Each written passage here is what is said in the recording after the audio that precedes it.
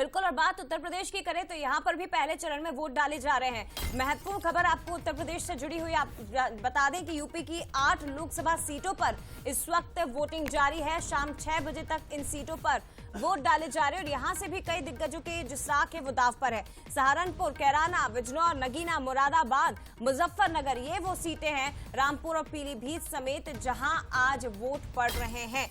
तो बहुत महत्वपूर्ण है उत्तर प्रदेश की सीटें, जहां एक बार फिर से गठबंधन दिखाई दे रहा है और दूसरी तरफ बीजेपी जो जीत को लेकर काफी आश्वस्त है, लेकिन इस बार 2019 से ज्यादा सीटें जीतने का दावा भी बीजेपी की ओर से किया जा रहा है। जहां एक फायर ब्रांड नेता मुख्यमंत्री के पद पर तैनात है जो भगवाधारी हैं, और ऐसे में बीजेपी काफी आश्वस्त है उत्तर प्रदेश की सीटों को जीतने के लिए, क्योंकि यहां पर राम मंदिर का निर्माण ये एक सबसे बड़ा मुद्दा उत्तर प्रदेश में रहा है और अलग ही एक तरह से छवि यहाँ पर दिखाई देती है। राममय माहौल यहाँ पर नजर आए तो कितना फायदा बीजेपी को मिलेगा, ये जरूर देखने वाली बात है।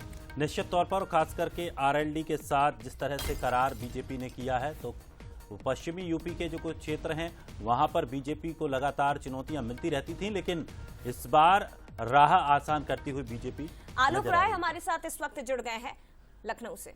चलिए आलोक जी, क्या कुछ वहां की तस्वीरें हैं? मतदान पहले चरण का शुरू हो चुका है, देश का सबसे बड़ा चुनाव है, इस बार की उत्तर प्रदेश की परिस्थितियां क्या हैं?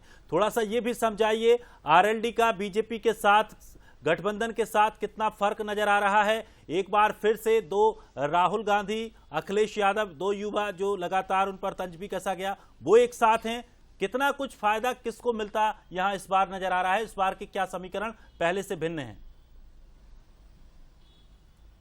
देखिए, बिल्कुल जो है उत्तर प्रदेश की 8 लोकसभा सीटें, यानी पश्चिमी उत्तर प्रदेश, जिसे कुछ जगहों को जाट लैंड भी कहा जाता है, वहां पर आज पहले चरण में मतदान हो रहा है। सुबह 7 बजे से मतदान शुरू हुआ है, शाम 6 बजे तक चलेगा। कुल जो है 80 उम्मीदवार मैदान में है और 1,44,00,000 से ज्यादा जो है वोटर्स हैं। तो कुल मिलाकर तैयारियां पुख्ता हैं। और जहां तक राजनीतिक दलों की बात है तो भाजपा लगातार जो है पूरी तैयारी के साथ, हम सब देखते हैं कि वो चुनाव मैदान में आती है। एक तरफ जहां नरेंद्र मोदी के रूप में उसके एक बड़े नेता हैं जो हर जगह जो है एक्सेप्टेबल हैं, और पूरा चुनाव नरेंद्र मोदी के नाम पर लड़ा जा रहा है। पश्चिमी उत्तर प्रदेश में भी नरेंद्र मोदी की सभाएं हुई, मुख्यमंत्री लगातार प्रचार कर रहे हैं। और जैसा आपने भी कहा कि इस बार जो जयंत चौधरी हैं, राष्ट्रीय लोकदल के मुखिया, वो बीजेपी के साथ हैं।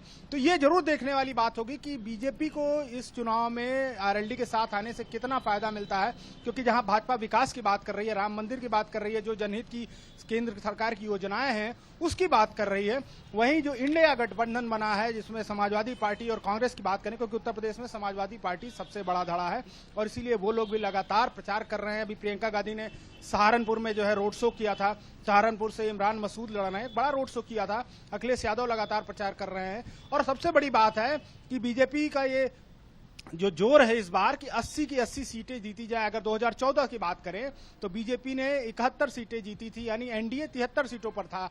2019 में यह आंकड़ा घटा और बीजेपी 62 सीटों पर आ गई और एनडीए 64 सीटों पर आ गया। 2 सीटें अपना दल एस जो अनुप्रिया पटेल है उनकी पार्टी ने जीती थी। लेकिन इस बार आरएलडी भी साथ है और चूंकि नरेंद्र मोदी को भी पता है, बीजेपी को भी पता है कि अगर 400 पार की जो बात वो कर रहे हैं, अगर उसको हासिल करना है या उसके आसपास पहुंचना है तो उत्तर प्रदेश में सबसे ज्यादा जोर लगाना होगा, उत्तर प्रदेश में सबसे ज्यादा सीटें जीतनी होंगी। इसीलिए 80 पार का नारा दिया जा रहा है। लेकिन ये 8 सीटें बहुत कुछ तय करेंगी, क्योंकि जब पहले चरण का मतदान होता है तो जाहिर सी बात है बहुत से परसेप्शन बनते हैं, बहुत से संदेश होते हैं जो पब्लिक से निकलते हैं और पब्लिक तक पहुंचते हैं, एक क्षेत्र से दूसरे क्षेत्र तक, क्योंकि फिर 26 अप्रैल को दूसरे चरण का मतदान है जिसमें जो है 8 सीटों पर होगा। तो कुल मिलाकर खासा जोर है कि पहले चरण में जो वोटिंग प्रतिशत है वो बढ़ाया जाए, जो भाजपा के उम्मीदवार लड़ रहे हैं उनको जो है अच्छा जन समर्थन मिले, उनके पक्ष में अच्छे वोट पड़े। क्योंकि केंद्रीय मंत्री संजीव बालियान मुजफ्फरनगर से हैं, मुजफ्फरनगर जाटलैंड है और किसानों के तमाम मुद्दे रहे हैं, खिलाड़ियों के मुद्दे रहे हैं, जिसको लेकर काफी नाराजगी रही है, तमाम विरोधाभास रहा है। तो वो एक बड़ा जो है फैक्टर होगा। इसके अलावा पीलीभीत, जहां से वरुण गांधी का टिकट काट कर जो उत्तर प्रदेश सरकार के पीडब्ल्यूडी मंत्री हैं जितिन प्रसाद, उनको टिकट दिया गया है। तो ये भी देखने वाली बात होगी कि जितिन वहां पर क्या जो है माहौल बनाते हैं, किस तरह की जो है रणनीति से भाजपा चुनाव लड़ रही है, उससे जितिन प्रसाद को क्या फायदा होता है। और इन 8 सीटों की अगर बात करें तो पिछले चुनाव में 4 बीजेपी के पास थी, 3 बहुजन समाजवादी पार्टी के पास थी और 1 जो है समाजवादी पार्टी के पास थी। रामपुर में भी इसी चरण में चुनाव हो रहा है। तो कुल मिलाकर एक बड़ा चुनाव है। ये 8 सीटें बहुत महत्वपूर्ण है भारतीय जनता पार्टी के लिए, और अगर विपक्ष की बात करें तो निश्चित तौर पर वो भी चाहेंगी कि उनके पक्ष में जो है जन समर्थन मिले, उनके बिल्कुल। और पक्ष में महत्वपूर्ण आंकड़े बात ये भी आलोक के विधानसभा चुनाव के समय जिस राम मंदिर के मुद्दे पर यहाँ वो